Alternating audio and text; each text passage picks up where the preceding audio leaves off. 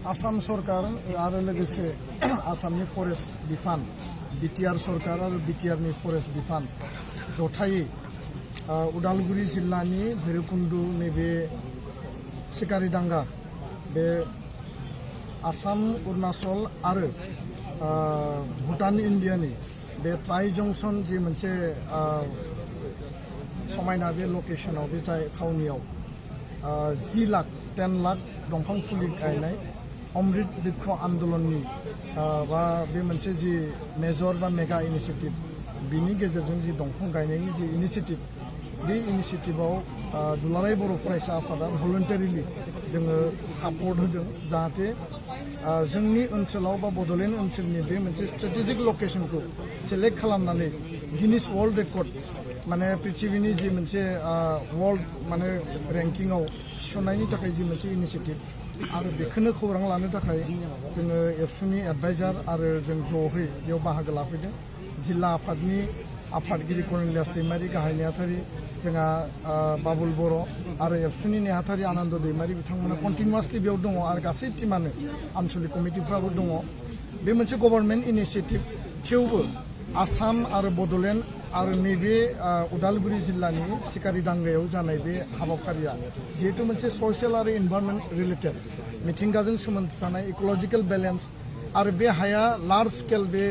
गेवलां हाया ओरैनो गोलैनानै दङ दा जोङो नुदों बेयाव माने ओरैनो थानायनि थाखाय माखासे माने इलिगेल एनक्रचमेन्टबो बेयाव जादों माने जायफोर माने ट्राइबेल नङा दा बेखायनो मिथिंगायारि जि मोनसे जोंनि माने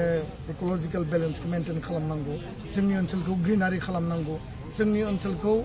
आरोबाव माने एफरेस्टेसन माने हाग्रा ओनसोल खालामफिननांगौ जाहाथे जोंनि आबहावा जोंनि जि माने जि थासारि बेखौ जोङो बेलेन्स लाखिनाय दिनै जों नुदों जे जेरैबायदि सान्दुं बेयाव बयबो दंफां गायनो फैदों प्लान्टेसना सोलिगासिनो दङ आरो गिनिस माने बिथांमोननि जि अफिसियेल स्टाफ बिथांमोना दङ दा बेयाव काउन्टिंबो सोलिबाय थादों प्लान्टेसनाबो सोलिबाय थादों आरो दिनैनि बे जि सानखौ नायोब्ला बेयाव जथेस्थ' सान्दुंनि माने दुंनाया बिराद बारा जादों आरो बियो थारैनो मिथिंगायारि इक'लजिकेल इमबेलेन्सनि थाखाय जादों क्लाइमेट चेन्जनि बाथ्रा दिनै जोङो सावरायो दा बेखायनो जोंनि ओनसोलखौ फिन एफरेस्टेसन आरो ग्रिनारि खालामनाया जोंनि मोनसे मेजर टारगेट आरो बे बिथिङाव दुलाराय बर' फरायसा आफादाबो जों इनिशिएटिभ लानानै दंफां गायनाय एप्रिल आरो मे दानाव 5 जुन दाननि माने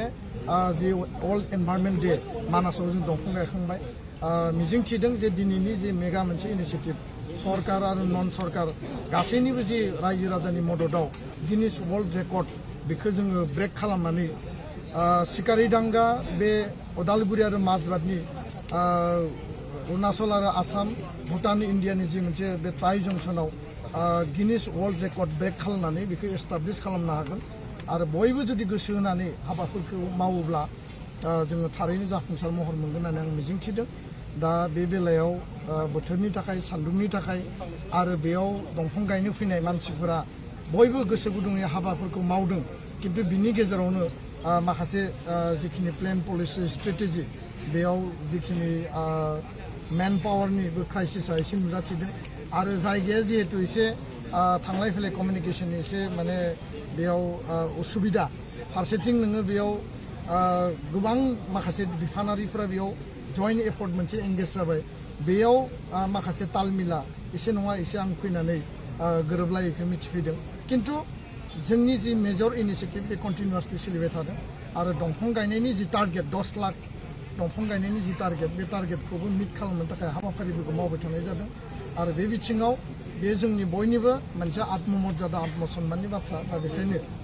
गिनिस वर्ल्ड जि ब्रेक खालामनांगौ आरो बेयाव रेकर्ड एस्टाब्लिश खालामनांगौ बेखौ जोङो जाफुंसारनो थाखाय गासैबो डेडिकेसन होनानै आद्रा थानाय 3 घन्टायाव बयबो जाहाथे दंफां गायगोन आं बेखौसो मिजिंथिबाय आरो जोंनि ओनसोलखौ मुलुगा जाहाथे मिथियो आरो मुलुगा जाहाथे जोंनि ओनसोलखौ मोजाङै बुजियो बा नायनो फैयो बेखौनो आङो फोरमायबाय आरो गासै जि माने सम दान होनानै खस्थ' खालामनानै गासैबो जिखिनि हाबाफारिखौ मावदों बिथांमोननिसिम आंनि गोसो गोरबोनि हामलायनायखौ आङो बावहरबाय गोजोन्थों।